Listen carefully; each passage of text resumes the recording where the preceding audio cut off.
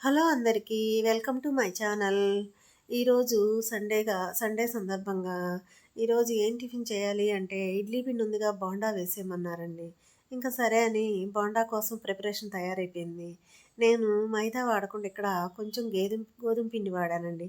ఒక గెంట వచ్చి గోధుమ పిండి, ఒక గెంట బియ్యం పిండి, కొంచెం ఉప్పు, కారము, పచ్చిమిర్చి తరుగు,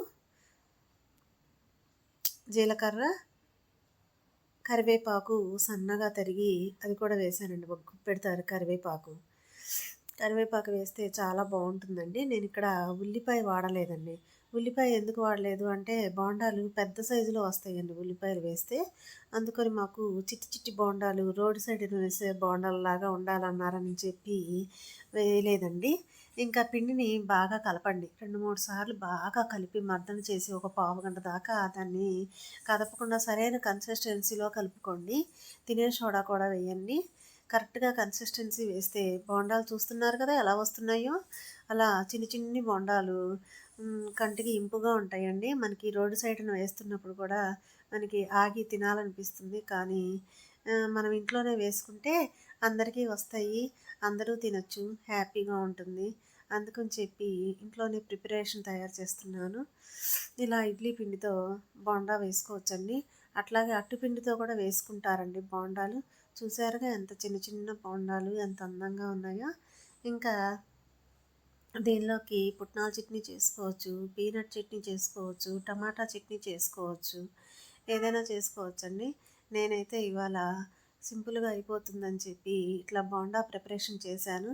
ఆ తర్వాత మేగడ ఉంటే మేగడ వేసి దానిలో ఆవకాయ పచ్చడి ఉంటుంది కదండి, కారం, ఆ కారము మేగడ రెండు కలుపుకొని ఈ బోండాలో నంచుకున్నామండి.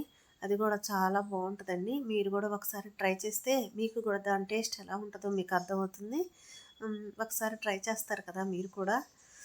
ఇలా ఒకటి అయిపోయిన తర్వాత మళ్ళీ ఒక 5 నిమిషాల తర్వాత కళాయిలో నూనె హీట్ ఎక్కిన తర్వాత మళ్ళీ రెండో వాయి కూడా వేసుకోవాలండి. అలా కొంచెం వాయికి ఒక 5 మినిట్స్ అన్న గ్యాప్ ఉండాలండి. లేకపోతే నూనె హీట్ రాకుండా బోండా వేస్తే బోండా పొంగదండి. ఇంకా అలాగా రెండో వాయి కూడా అలా వేసుకున్నాను.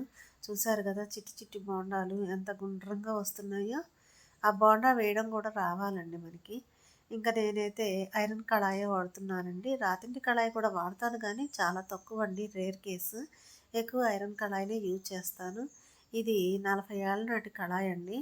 అందుకే మీకు కళాయి లోపల కూడా తెల్లగా ఉంది. రుద్ది రుద్ది వైట్ కలర్ వచ్చేసిందండి కళాయి. ఐరన్ కళాయి తెల్లగా వచ్చేసేసింది. చూసారుగా బోండాలు బాగున్నాయండి. Thank you. Have a nice day.